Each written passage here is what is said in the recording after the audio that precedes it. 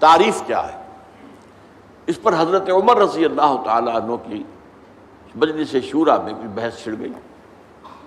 تقویٰ کسے کہتے ہیں؟ ہاؤ ٹو ڈیفائن تقویٰ. تقویٰ کی ایک جامع و معنی تعریف کیا ہوگی؟ اب بہت سے صحابہ نے اپنی اپنی رائے دی. حضرت ابی بن کعب رضی اللہ تعالی عنہ وہ خاموش بیٹھے رہے. اور یہ وہ صحابی ہیں جن کے بارے میں حضور کی حدیث یہ ہے اقرأہم ابی بن کعب، میرے صحابہ میں قرآن کا سب سے بڑا عالم اور قاری جو ہے وہ ابی بن کعب ہے. تو حضرت عمر نے کہا ابی آپ نے کچھ نہیں بتایا، آپ بتائیں تقویٰ کسے کہتے ہیں؟ اس پر انہوں نے کہا امیر المومنین، اگر کسی شخص کو کسی خاردار جنگل میں سے گزرنا پڑے، اوپر جھاڑیاں ہیں، کانٹوں دار ہیں، درخت ہیں، نیچے لمبی لمبی گھاس ہے، کوئی پگڈنڈی بھی بنی ہوئی نہیں ہے کہ جو راستہ نظر آ رہا ہو، کیا پتہ کہیں گھاس کے اندر کوئی سانپ کنڈلی مارے بیٹھا اور آپ کا پاؤں اس پر پڑ جائے. اور آپ کو معلوم ہے امیزن کا طاس اور کانگو کا طاس جو ہے، یہ جو دنیا میں جو سب سے زیادہ گھنے جنگل ہے افریقہ میں اور ایک ساؤتھ امریکہ میں، ان میں تو سانپ اوپر سے بھی لٹکے ہوئے ہوتے، درختوں سے شاخوں سے لٹکے ہوئے بھی. اب کسی کو گزرنا ہو تو کس طرح پھونک پھونک کر قدم رکھے، دیکھ دیکھ کر، چوکنا ہو کر، اچھی طرح احتیاط سے. یہ در حقیقت تقویٰ ہے. بچنا، کہیں میرے کپڑے کسی کانٹوں میں الجھ نہ جائیں، کہیں میرا پاؤں کسی موذی جانور کے اوپر نہ آ جائے، کہیں میرا پاؤں کسی موذی جانور کے بل یا بھٹ میں نہ پڑ جائے. اب اس طریقے سے پھونک پھونک کر، جس کو ہم کہتے ہیں محاورے میں پھونک پھونک کر قدم رکھنا اور پوری طرح چوکس اور چوکنے ہو کر راستہ طے کرنا، یہ تقویٰ ہے. اب یہ لفظ ہمارے ہاں عام استعمال ہوتا ہے، فلاں شخص بڑا متقی ہے، بڑا پرہیزگار ہے. تقویٰ کا کوئی نہ کوئی تصور ہر شخص اپنے ذہن میں رکھتا ہے. عام طور پر صورت یہ ہے کہ ایک تو تقویٰ کو عبادات سے متعلق مانا جاتا ہے، نماز کتنی پابندی سے پڑھتا ہے، کیسے خشوع و خضوع سے پڑھتا ہے، اور روزہ جو ہے وہ کس طرح اہتمام سے رکھتا ہے، اللہ کی راہ میں کتنا کچھ خرچ کرتا ہے زکوٰۃ کے علاوہ، حج کتنے کرتا ہے، عمرے کتنے کرتا ہے. اب یہ تمام چیزیں گویا کہ ہمارے ہاں تقویٰ کا ایک پیمانہ ہے. یا پھر کچھ ظواہر ہے، لباس ہے، وضاقتہ ہے، لباس جو ہے وہ شریعت کے اصولوں کے مطابق ہو، زیادہ سے زیادہ اتباع رسول کا اس سے اظہار ہو سکے، وضاقتہ اپنی جو ہے شکل و صورت میں زیادہ سے زیادہ رسول کی سنت اور اتباع کے مطابق ہو، وغیرہ وغیرہ. یہ ساری چیزیں تو وہ ہیں جو ہمارے ذہنوں میں موجود ہیں. لیکن یہاں سورہ بقرہ کے 23ویں رکوع کے آخر میں وہ آیت آئی ہے وَلَا تَأْكُلُوا أَمْوَالَكُمْ بَيْنَكُمْ بِالْبَاطِلِ، اور دیکھو تم ایک دوسرے کے مال آپس میں باطل طریقے سے مت کھاؤ. کیا مراد ہے؟ دنیا میں ظاہر بات ہے ہم زندگی گزارتے ہیں، لین دین تو ہوتا ہے نا. آپ گئے، آپ نے کچھ پیسے دیے، کوئی چیز خریدی. اب بیچنے والے نے اگر دھوکہ دیا ہے تو جو پیسے آپ نے اسے دیے وہ اس کے لیے حرام ہو گئے.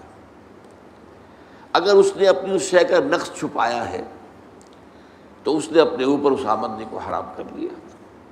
جیسے کہ حدیث میں آتا ہے کہ ایک منڈی کے اندر گندم کا ڈھیر لگا ہوا ہے. اب کچھ گندم تھی کہ جو سیلی ہو گئی تھی، گیلی تھی، اسے تو اس دکاندار نے نیچے کر دیا، اوپر خشک گندم تاکہ آ کے آدمی دیکھے تو خشک گندم نظر آئے. فرمایا گیا کہ یہ اس نے دھوکہ دیا ہے اور اس کی وجہ سے اس کی ساری کمائی حرام ہو گئی. تو معاملات کا جو سلسلہ ہے اصل میں تقویٰ کا لٹمس ٹیسٹ وہ ہے.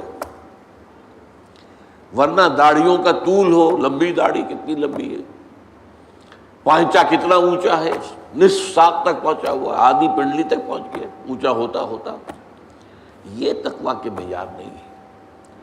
اس سے تو لوگ تو دھوکہ کھا سکتے ہیں، لوگ جو ہیں فریب میں آ سکتے ہیں، لوگ غلط تصور قائم کر سکتے ہیں. اللہ تعالیٰ کے ہاں ظاہر بات ہے کہ اللہ کو ہم دھوکہ نہیں دے سکتے. تو تقویٰ کا اصل معیار ہے عقل حلال. اگر رزق حلال نہیں ہے تو کوئی تقویٰ نہیں. نمازوں کے ڈھیر ہوں، نوافل کے انبار ہوں، کوئی تقویٰ نہیں۔ اگر جو کچھ کھا رہے ہو وہ حلال نہیں، اصلاً حلال ہو اور حلال طریقے سے حاصل کیا گیا۔ اب ایک شخص تو سور کھا رہا، سور کا گوشت کھا رہا ہے، آپ سب کہیں گے چھی چھی چھی چھی چھی، حرام کھا رہا ہے، حرام کھا رہا ہے۔ ایک شخص کھا تو رہا ہے بکری کا گوشت، لیکن وہ اس نے خریدا ہے کسی کی جیب کاٹ کر، تو کھا تو رہا ہے اصلاً وہ شے کہ جو جائز سے حلال ہے، حرام کھا رہا ہے، اس لیے کہ وہ اس نے کمایا کس سے ہے؟ اس کمائی سے کمایا ہے جو اس نے چوری کر کے کسی کی جیب کاٹ کر کے حاصل کی۔ تو اس طریقے سے حرام کا سلسلہ بڑھتا چلا جاتا ہے۔ ایک شخص دے رہا ہے پہرا، لیکن کہاں دے رہا ہے؟ ڈاکوؤں کے ڈیرے پر، تو ظاہر بات ہے کہ وہ جو کمائی کر رہا ہے حرام کر رہا ہے۔ ایک شخص پہرے دار بنا کھڑا ہے، گارڈ ہے بینک کے دروازے پر، تو حرام ہے، کام غلط کر رہا ہے۔ اس اعتبار سے ویسے اس مسئلے کو اگر آپ بڑھاتے چلے جائیں گے تو آخری بات جو میں کہا کرتا ہوں ذرا کان کھول کر سن لیجئے، ایک ایسے ماحول میں جس میں دین حق غالب نہ ہو بلکہ باطل کا نظام ہو، سانس لینا بھی حرام ہے، الا یہ کہ یہ سانس لینے سے جو قوت پیدا ہوئی ہے، انرجی، آکسیجن اندر گئی ہے، اسی کو تو ہم جلا کر انرجی حاصل کرتے ہیں ہمارے مسل سے، یا یہاں پہ جو غذا کھا کر قوت پیدا ہوئی ہے اگر وہ خرچ ہو رہی ہے اس کا اکثر و بیشتر اس نظام باطل کو ختم کر کے نظام حق کو قائم کرنے کی جد و جہد میں، تو جائز ہے، ورنہ سانس لینا بھی حرام ہے۔ لو سانس بھی آہستہ کہ نازک ہے بہت کام، آفاق کی اس کارگہ شیشہ گری کا۔ بہرحال ذرا میں واپس آتا ہوں کہ ایک صریح حرام شے ہے، صریح طور پر جو حرام شے ہے وہ آپ کو معلوم ہے کہ بیع و شرع میں دھوکہ دینا، فریب کرنا، اپنے مال کے نقص کو چھپانا اور اس کی بنا پر جو ہے غلط آمدنی حاصل کرنا۔ اور اس کی دوسری قسط کیا ہے؟ وَتُدْلُوا بِهَا إِلَى الْحُكَّامِ لِتَأْكُلُوا فَرِيقًا مِّنْ أَمْوَالِ النَّاسِ بِالْإِثْمِ، اور اسی طرح تم اپنے مال کو ذریعہ نہ بناؤ حکام تک پہنچنے کا۔ دلو کہتے ہیں ڈول کو، ڈول جو ہے کنویں میں اتارا جاتا ہے پانی کھینچنے کے لیے، اسی طرح کوئی شخص اپنا مال بطور رشوت پیش کرتا ہے کسی سرکاری افسر کو، کس لیے کرتا ہے؟ تاکہ اس کے ذریعے سے کسی اور کا مال ہڑپ کر سکے، کسی اور کا حق غصب کر سکے، جس کو ہم رشوت کہتے ہیں۔ تو جو رشوت کے لیے اس نے ذریعہ بنایا ہے اپنے مال کو، تدلو بہا الی الحکام، جیسے پانی تک پہنچنے کے لیے ڈول کو تم نے ذریعہ بنایا، اسی طریقے سے کچھ لوگوں کے حق تلفی کرنے کے لیے، کچھ لوگوں کا مال غلط طریقے پر ہڑپ کرنے کے لیے تم نے اپنے مال کو ڈول بنایا حکام تک پہنچنے کا، تاکہ ان کے ذریعے سے ان کے ہاتھ میں جو اختیارات ہیں، ان کے پاس جو اتھارٹی ہے، ان کے پاس جو پاورز ہیں، ان کو وہ اپنے حق میں استعمال کرا سکو۔ اسی کا نام ہے رشوت۔ اور ایک حدیث نبوی میں صاف طور پر آیا ہے، الراشی والمرتشی کلاہما فی النار، رشوت دینے والا اور رشوت کھانے والا دونوں جہنمی ہیں۔ آپ غور کریں گے کہ یہ راشی کا لفظ ہم بولتے ہیں رشوت خور کو، جو رشوت لیتا ہے۔ عربی میں اور قرآن مجید کی اصطلاح میں راشی وہ ہے جو رشوت دیتا ہے، رشوت کھلاتا ہے۔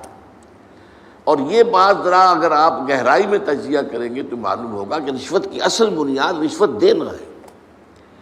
لوگ جو ہیں وہ غلط کام کرانے کے لیے مٹھیاں گرم کرتے ہیں۔ اب جب وہ مٹھی گرم ہونے کی عادت ہو گئی تو جب تک گرم نہ ہوگی کام نہیں ہوگا، لیکن انالیسس جب ہوگا تو وہ یہ ہے کہ اصل میں کیوں ہوتا ہے کہ در حقیقت عام لوگ جو ہیں وہ حکام کو رشوت خوری کی عادت ڈالتے ہیں، اپنے غلط کام کرانے کے لیے، کسی کی حق تلفی کے لیے، کسی کا حق مارنے کے لیے، کسی کا حق جو ہے ہڑپ کرنے کے لیے، وہ در حقیقت اس مال کو ذریعہ بنا رہے ہیں حکام رسی کا، حکام تک پہنچنے کا، تاکہ اس کے ذریعے سے ان کے اختیارات کے ناجائز استعمال سے وہ کچھ آمدنی حاصل کر سکیں یا کچھ مفادات حاصل کر سکیں، یا جو سرکاری محصولات ہیں اس میں کمی کرا سکیں، انکم ٹیکس کی چوری کر سکیں، فلاں ٹیکس کی چوری کر سکیں، اور اس کے لیے رشوت دینا جو ہے در حقیقت، اور عام طور پر دیکھا گیا ہوگا، آپ نے بھی تجربہ ہوگا کہ جب نوجوان افسر عام طور پر جا کر کسی جگہ چارج لیتے ہیں نئے تو ان میں کچھ اصول ہوتے ہیں، کچھ پڑھ کے آئے ہوتے ہیں تازہ، دیانتداری بھی کوئی شے ہے، اور قوم کے ساتھ خلوص اور اخلاص بھی کوئی شے ہے، لیکن یہ کہ پھر وہاں اس مشین میں پڑھ کر، اس نظام میں پڑھ کر، ایک طرف تو جو خوراٹ قسم کے بیٹھے ہوتے ہیں وہاں پرانے اہلکار، وہ پٹی پڑھاتے ہیں، میاں کہاں تم کس غلط فہمی میں مبتلا ہو گئے ہو، یہاں تو ترقی کے راستے جو ہیں یہ بند ہو جائیں گے تم پر، تم آگے بڑھ نہیں سکو گے، تمہیں اپنے سے اوپر والے حکام کو جو ہے وہ جب تک راضی نہیں رکھو گے تو کیسے تمہاری جو ہے ترقیاں ہوں گی۔ اور دوسرا یہ کہ وہاں کے لوگ جو غلط کار ہیں، حرام خور ہیں، وہ خود آ کر انہیں ایسے طریقے استعمال کرتے ہیں کہ جس سے ان کو جو ہے چسکا پڑ جاتا ہے۔ تو بات اصل میں کہنے کی یہ تھی کہ سورہ بقرہ کے 23ویں رکوع میں صوم، اس کا مقصد تقویٰ، لیکن تقویٰ کا معیار کیا ہے اس کو آخری آیت میں بیان کر دیا گیا، اگرچہ بظاہر اس آیت کا کوئی تعلق صوم یا رمضان سے نہیں ہے۔ وَلَا تَأْكُلُوا أَمْوَالَكُمْ بَيْنَكُمْ بِالْبَاطِلِ وَتُدْلُوا بِهَا إِلَى الْحُكَّامِ لِتَأْكُلُوا فَرِيقًا مِّنْ أَمْوَالِ النَّاسِ بِالْإِثْمِ وَأَنْتُمْ تَعْلَمُونَ۔ اگر تم جان بوجھ کر یہ کرو گے تو ظاہر بات ہے کہ اللہ کے عذاب کے مستحق ہو جاؤ گے۔ ہاں کبھی غلط فہمی ہو سکتی ہے، جیسے میں نے کہا کوئی شخص غلط فہمی میں سور کا گوشت کھا رہا ہے، اس کو پتہ نہیں کہ یہ سور کا گوشت ہے، بلکہ اس سے تو کسی نے یہ دھوکہ دیا کہ نہیں بکری کا گوشت ہے، اور وہ کھا رہا ہے، یا وہ مجرم تو نہیں ہوگا، وہ اصل میں سور نہیں کھا رہا ہے۔ تو غلط فہمی میں اور لا علمی میں اگر کوئی حرکت ہو جائے تو وہ بالکل اللہ تعالیٰ کے ہاں جو ہے کنڈون ہو جائے گی، معاف ہو جائے گی، لیکن انتم تعلمون، جانتے بوجھتے اگر یہ کام کرو گے تو پھر ظاہر بات ہے کہ پھر اللہ تعالیٰ کی طرف سے یوں جان لو کہ تقویٰ کی نفی ہو گئی تمہاری۔ اب آئیے اس حدیث کی طرف، یہ حدیث نمبر 10 ہے 40 نووی کے۔ اب یہاں عقل حلال کی جو اہمیت ہے اور اس کا جو مقام و مرتبہ ہے وہ بیان ہو رہا ہے۔ حضور نے فرمایا، حضرت ابو ہریرہ اس کے راوی ہے رضی اللہ تعالی عنہ، اور مسلم شریف کی روایت ہے، ان اللہ طیب لا يقبل الا طیبا۔ دیکھو اللہ پاک ہے اور وہ صرف پاک چیز قبول کرتا ہے۔ تم نے 20-30 ہزار روپے کا دمبا اللہ کی راہ میں جو ہے وہ عید کے روز قربان کر دیا، لیکن وہ حرام کی کمائی سے تھا، اللہ کیا اس کا کوئی مدد نہیں ہے۔ لن ینال اللہ لحومها ولا دماؤها ولکن ینالہ التقوی منکم۔ دیکھو ان قربانیوں کا نہ گوشت اللہ تک پہنچتا ہے نہ خون، ہاں پہنچنے والی چیز ہے اگر تقوی ہے تمہارے، تقوی ہے، جائز آمدنی سے، جائز کمائی سے تم نے وہ جانور خریدا ہے، اللہ کی راہ میں اس کو ہدیہ کیا ہے، اللہ کی راہ میں ذبح کیا ہے، تو اس کے ایک ایک بال کے اوپر بھی اجر ہے۔ تو ہر چیز جو ہے اس کے لیے اللہ تعالیٰ کے ہاں وہ تمہاری میزان کے اندر، میزان عمل میں آئے گا۔ لیکن تقویٰ نہیں ہے، حرام کی کمائی سے کیا ہے تو اللہ کو قبول نہیں ہے۔ ان اللہ طیب ولا يقبل الا طیبا الا طیبا، اور وہ سوائے پاک کے، پاک چیز کے، حلال چیز کے اور کسی چیز کو قبول نہیں کرتا۔ یہی تو پہلا قتل جو ہوا تھا نوع انسانی میں، سورہ مائدہ میں اس کا ذکر ہے۔ حضرت آدم کے 2 بیٹوں نے قربانی پیش کی، قربا قربانن۔ یہ قربانی اصل میں کس سے لفظ سے بنا؟ قرب سے، اللہ کا تقرب حاصل کرنے کی قربانی اصل میں قرب سے بنا ہے۔ تو اللہ کا تقرب حاصل کرنے کے لیے ایک شخص جو تھا ان میں سے، وہ چرواہا تھا، ایک بھائی، اس نے لا کر کوئی بھیڑ یا مینڈھا جو ہے وہ اللہ کی راہ میں قربان کیا، اور دوسرا جو تھا وہ کھیتی باڑی کرتا تھا، اس نے کچھ اپنی جو پیداوار ہے اس میں سے کچھ لا کر پیش کیا قربانی کے طور پر۔ اچھا اس وقت کیا رواج تھا جو آج نہیں ہے، وہ ختم ہو چکا ہے، کہ کسی کی قربانی کی قبولیت کی علامت یہ ہوتی تھی کہ آسمان سے آگ اترتی تھی اور اس قربانی کو بھسم کر دیتی تھی۔ یہ علامت تھی اس بات کی کہ اللہ تعالیٰ نے اس قربانی کو قبول کر لیا۔ تو ایک کی قربانی جو ہے حابیل کی قربانی اللہ نے قبول کر لی، قابیل کی نہیں کی۔ اب قابیل کو شدید غصہ، طیش میں آ کر اس نے میں تمہیں قتل کر دوں گا۔ اب بھائی پر غصہ اتار رہا ہے۔ بھائی نے کہا بھائی جان اللہ تعالیٰ جو ہے قربانی قبول نہیں کرتا مگر متقیوں سے، آپ اپنے گریبان میں جھانکے، آپ کی قربانی اللہ نے کیوں ریجیکٹ کی؟ لیکن نہیں، اس نے کہا میں قتل کروں گا۔ تو یہ حابیل کا مشہور واقعہ ہے، کیونکہ اگر آپ ہاتھ اٹھائیں گے مجھ پر مجھے قتل کرنے کے لیے، میں اپنا ہاتھ نہیں اٹھاؤں گا کہ آپ کو قتل کروں، بلکہ میں تو یہ چاہوں گا کہ آپ مجھے اگر بغیر کسی جواز کے، بلا جواز اگر مجھے قتل کریں گے تو گویا کہ اپنے گناہوں کا بوجھ تو آپ کو اٹھانا ہی ہے، میرے گناہوں کا بوجھ بھی آپ اٹھا لیں گے، تو I stand to lose nothing, میرا تو کوئی نقصان نہیں ہے اس میں۔ بہرحال یہ پہلا قتل تھا کہ جو نوع انسانی میں ہوا ہے، اور اس میں بات کی تقویٰ۔ اللہ تعالیٰ جو ہے وہ تو متقیوں سے قبول کرتا ہے قربانی، وہ مالی ہو، کسی طرح کی قربانی ہو، وہ عبادت ہو، بدنی عبادت ہو، التحیات للہ والصلوات والطیبات، یہ ساری چیزیں جو ہے یہ اگر تقویٰ کے ساتھ ہیں تو اللہ کے ہاں قابل قبول ہے، ورنہ نہیں۔ وَإِنَّ اللَّهَ أَمَرَ الْمُؤْمِنِينَ، حضور فرماتے ہیں اللہ نے اہل ایمان کو بھی وہی حکم دیا ہے بما امر بہ المرسلین، جو اس نے اپنے رسولوں کو حکم دیا۔ اب یہاں دیکھیے کہ حضور سورہ مومنون کی ایک آیت کوٹ کر رہے ہیں، سورہ مومنین کی آیت نمبر 51 ہے، یا ایھا الرسل کلوا من الطیبات واعملوا صالحا۔